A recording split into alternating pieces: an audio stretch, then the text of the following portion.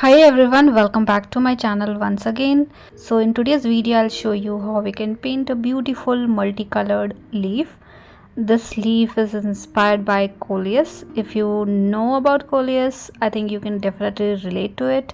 If not, you can have a Google search and see multiple varieties of these kind of leaves available in nature. So today's video is inspired by that. So with the help of pencil, we need to create a basic guideline for the leaf and make sure you have activated all the colors in your palette.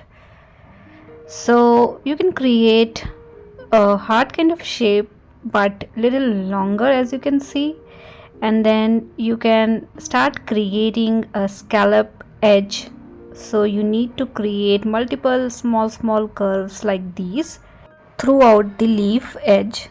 So you can either make it little bigger or you can make it smaller as well. So I'm keeping it on a medium size, and because these kind of leaves comes in multiple varieties, so definitely you can tweak things a little bit as per your need and whatever leaf you are taking inspiration from.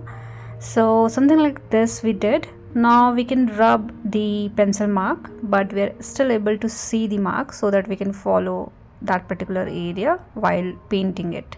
So make sure you are also able to see the mark clearly. Now we are going to work in the center part and we are creating multiple vines which we usually see in the leaf area.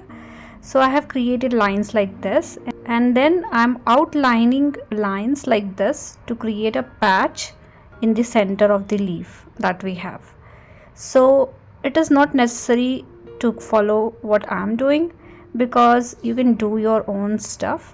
But if you are creating something like this with the help of pencil, so it will definitely help you to paint further. So now with the help of red color, and I'm using very concentrated red color, I have not used lots of water but lots of pigment for sure, and I have also used little bit of black color into it to make it more darker. Now in the middle section that we have created with the leaf vine kind of pattern, I'm randomly adding this particular color, but the edge is very distorted and we have a rough edge, so I'm not creating anything smooth. I'm just filling it with having fine serration around the edge, as you can see. So you can randomly put color into this particular area and make sure you have rough edge, and the consistency of color is also quite thick because I need this particular area to be very dark red. So that's why I'm using very dark color for the center part of the leaf. So once you're done with this particular step, we can move to the next step, but make sure you're doing it slowly, gradually. You can see the fine lines also, and you can also see the texture around the edge as well. So that is something important, so do it slowly and carefully.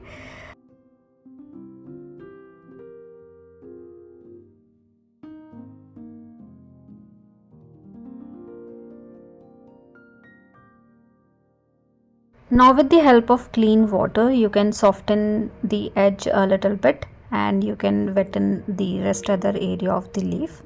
So because we have very distorted edge or very rough edge, you need to do it very carefully because we don't want to hide the texture that we have around the edge area.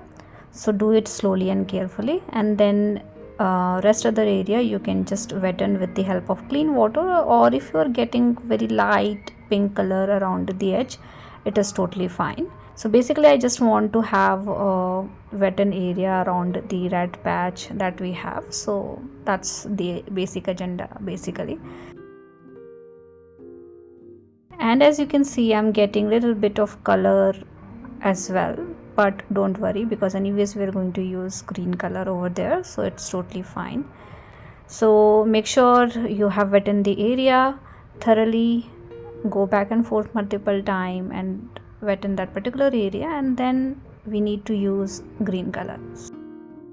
So let's make a green color. So I'm mixing a little bit of dark green, little bit of light green. You can use little bit of blue to make it dark, and you can also use little bit of yellow. I think this is sap green, and I think I should add a little bit of red into it to make it little darker, more towards olive green and sap green, or in between these two. And then you can fill the rest other area of the leaf with this particular color. Now because our sheet is wet, it is spreading, which is totally fine because we wanted to do it, right? So just go around the edge and fill the rest area with the help of green color. Now because we have a scallop edge, so make sure the edge is intact, you're not ruining the zigzag shape that we have. And then you can repeat the same thing for other side as well. So just fill the area with the help of green color.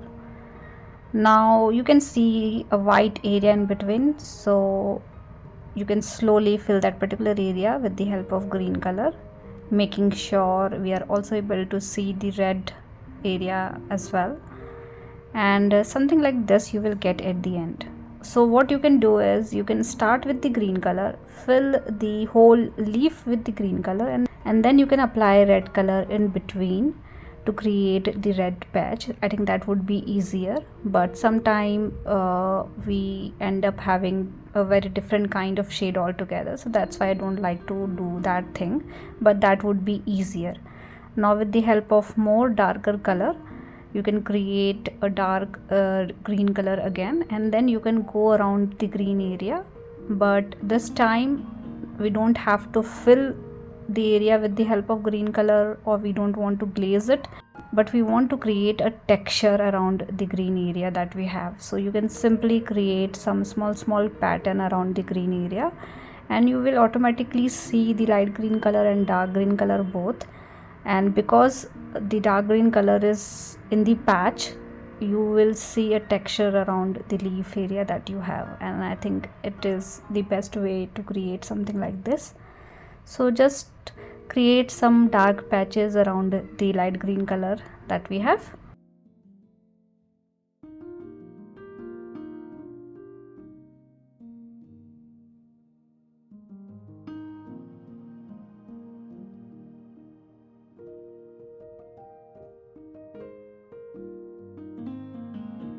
Now I think you can see a very nice texture around the green area.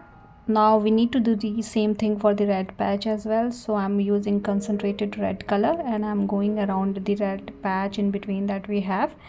And this time you again need to create small dark patches around the red area. And we are doing it in the red area itself. So you will see a texture of a light red and dark red or something like that.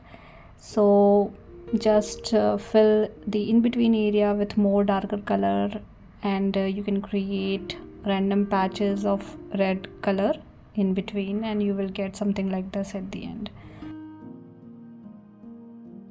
Now with the help of more darker color, so I have created this mixing yellow, blue and little bit of red and make it little darker. So you can use more blue to have something like this, and then you can start creating lines that we see into the leaf area. So we are already seeing little bit of line with the help of red color. Now I'm combining green lines as well.